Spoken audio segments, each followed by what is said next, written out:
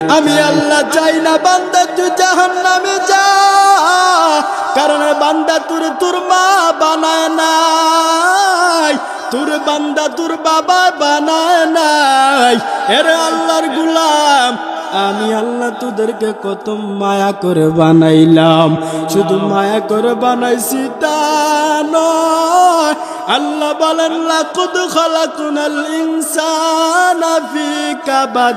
ও বান্দা শুনো, আমি আল্লাহ তোদেরকে কষ্টের বিনিময়ে বানাইলাম। বলে আল্লাহ কোনো কাজ করলে আল্লাহর তো কোনো কষ্ট নাই, তবে আল্লাহর কষ্ট নাই কথা বাস্তব।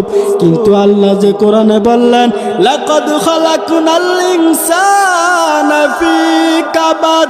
ও বান্দা বান্দির দল, আমি আল্লাহ ইনসান সৃষ্টি করলাম ফি কাবাদ, কষ্টের বিনিময়। আমরা তো জানি আল্লাহ কোন বললে ফায়াকুন হয়ে যায়।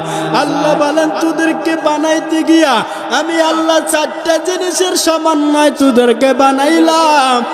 এক নম্বরে আগুন, দুই নম্বরে পানি, তিন নম্বরে কাদা, চার নম্বরে বাতাস।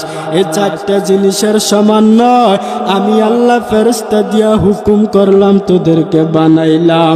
ফেরেশতাদেরকে হুকুম করিয়া আমি আল্লাহ তোদেরকে মানুষের আকৃতি বানানোর পর যখন ফেরেশতারা তোদের চেহারাটা বানাইতে যাবে, তখন আমি বললাম হে ফেরেশতা স্টপ হয়ে যাও, আর বান্দার আকৃতিতে হাত লাগাইবা না, কারণ আমার বান্দার চেহারাটা আমি আল্লাহ কারো হাত দিয়া বানাবো না।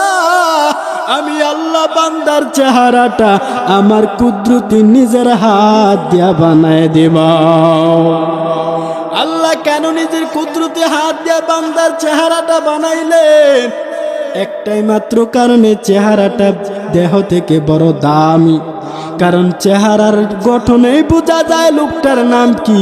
চেহারা বুনাই, তার গঠনে বোঝা যাবে না এটা কার গঠন, কার দেহ। দেহ বোঝা যায় চেহারার মাধ্যমে, এই চেহারাটা দেহ থেকে সবচেয়ে বড় দামি।